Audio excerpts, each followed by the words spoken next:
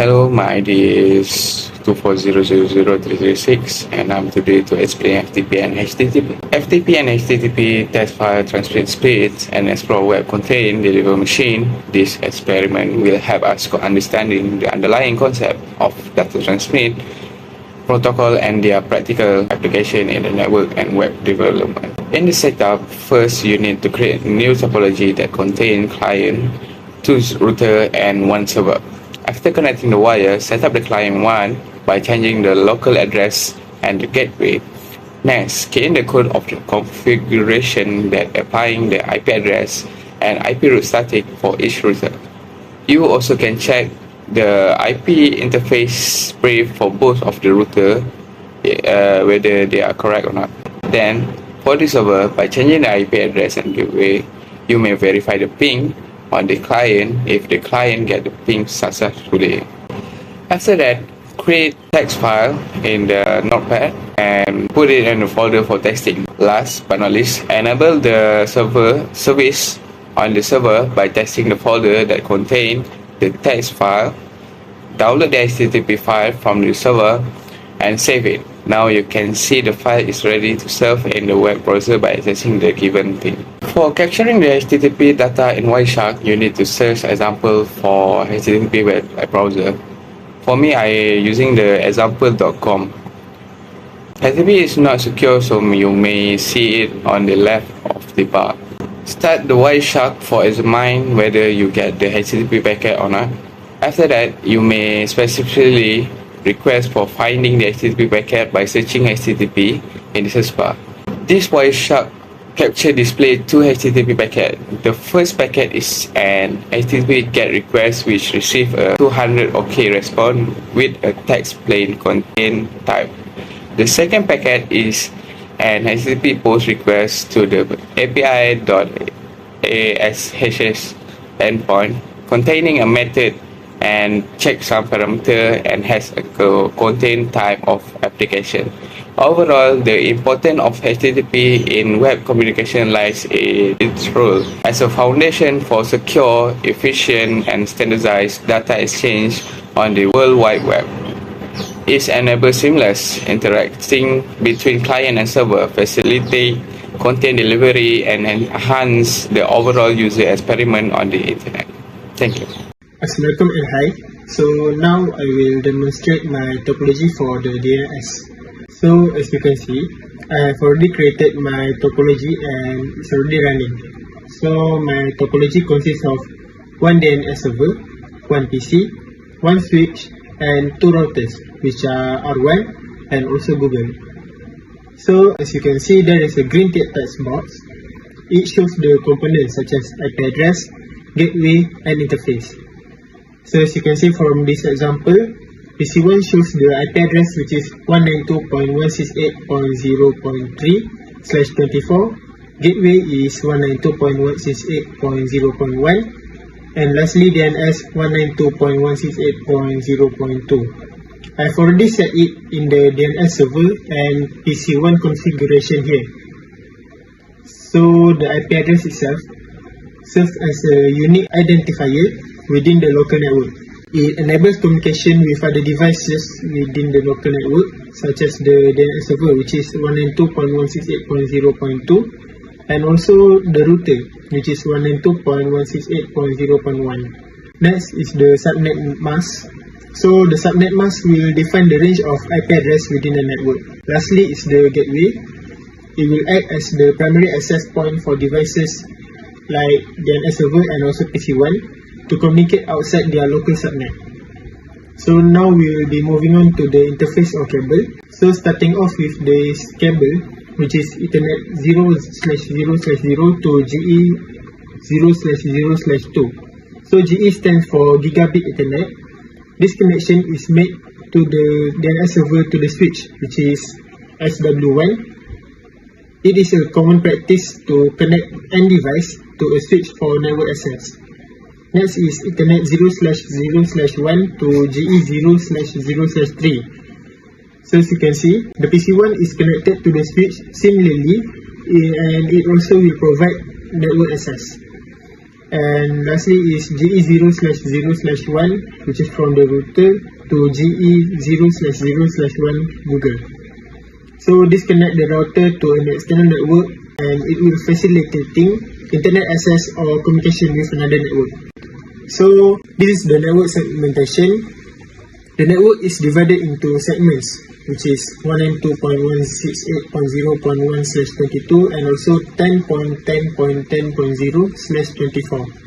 So 192.168.0.1/24 is a local network with DNS server and also PC1. So both of the PC1 and DNS server will communicate within the 192.168.0.1/24 subnet by SW1, which is switch.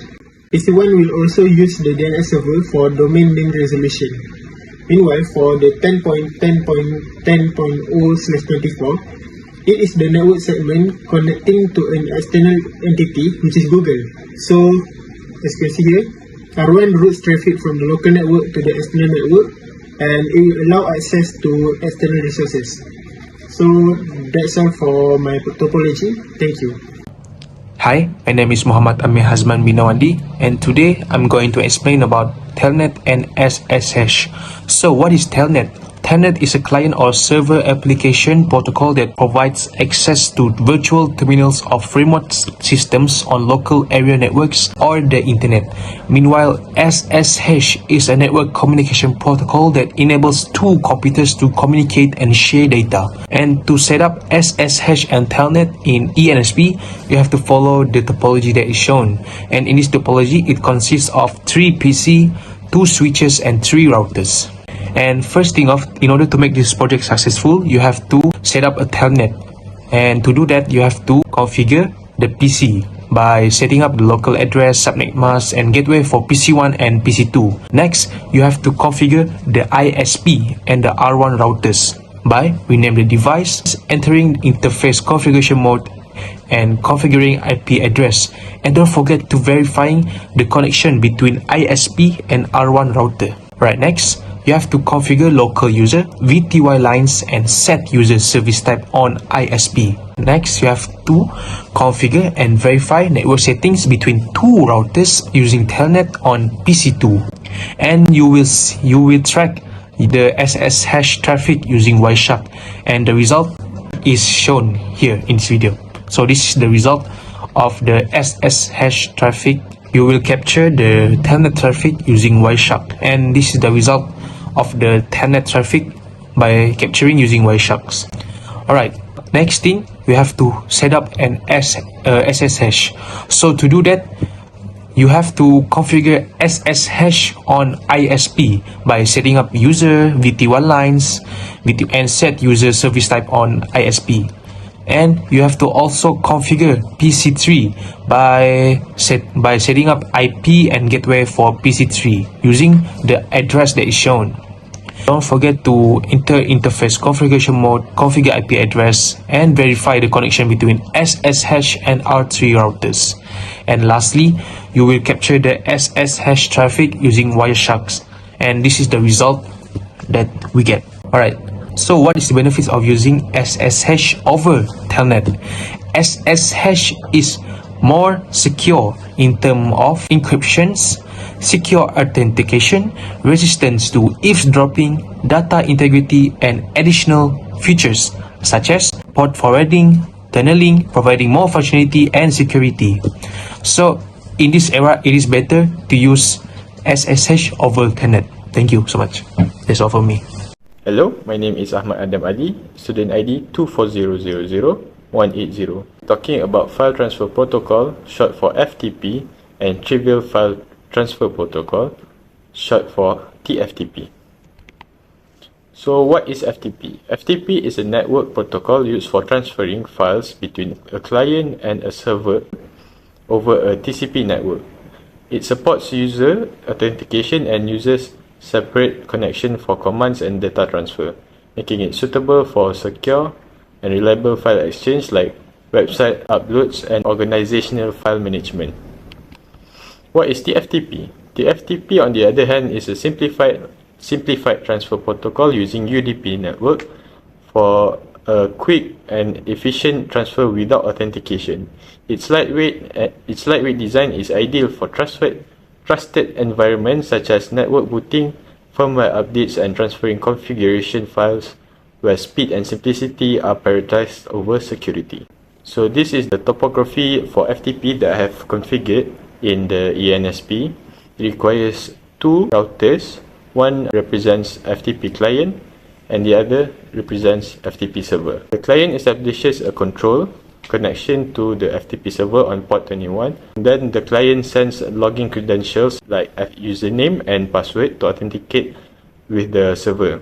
And then the command send over the control connection for file transfers. Separate data connection is established.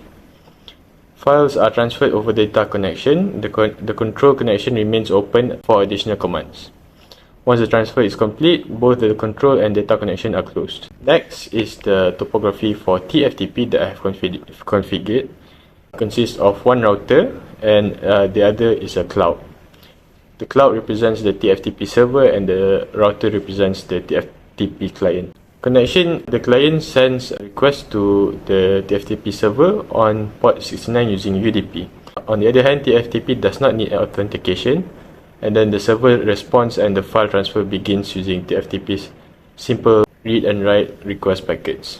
Next is the analysis. So on the topography, all you need to do is click on capture data, and then it will open up Wireshark, and then to verify the capture data is working is by seeing that the protocol shows TCP. Next, for TFTP, all you need to do is look for the protocol of UDP on the Wireshark to verify if the server is correctly running without an issue. That is all from me. Thank you. Hi, Assalamualaikum warahmatullahi wabarakatuh. Today I'll be showing you guys what and how to set up the dynamic host configuration protocol, or in other words DHCP. First, what is DHCP? DHCP is a network management protocol used to automatically assign IP addresses and other network configurations. Basically an automatic IP address assigner. How does the DHCP works? It works by first going to DHCP discover for IP address request, and then DHCP offer the DHCP to client, and then IP address selection, back to IP address section to the server to know what IP address to know, and then the acknowledgement of the IP address. So now I'll be showing you guys how to set up the DHCP protocol. First, you have to set up a network topology like this, consists of a router, a switch, and two PCs. As you can see, I've already set this up on my ENSP network simulator. Next is configure the router. As you can see, I've already configured the router. When I press on the router, you can see I've already configured it, sysname, based on the commands on the slides. So that's what I've done. And then I've already configured the DHCP server for the ENSP. Also done that. And then you have to enable the DHCP on both of the PCs. So basically you just right click here and settings, and then press DHCP and then click apply.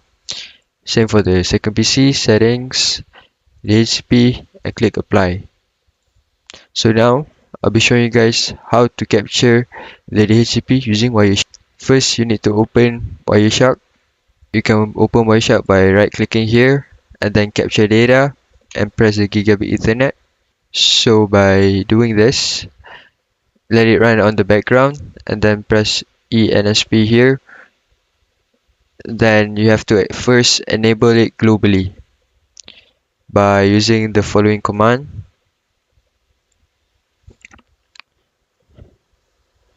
Enable global interface gigabit Ethernet 0/0/1 DHCP select global. Okay, when you successfully run it, it should be shown the packet of DHCP on the Wireshark, as you can see. So once you've found this one, you can stop the whole network. So now we're going to analyze the DHCP packet based on Wireshark. So as you can see, there's DHCP discover, offer, request, and acknowledgement.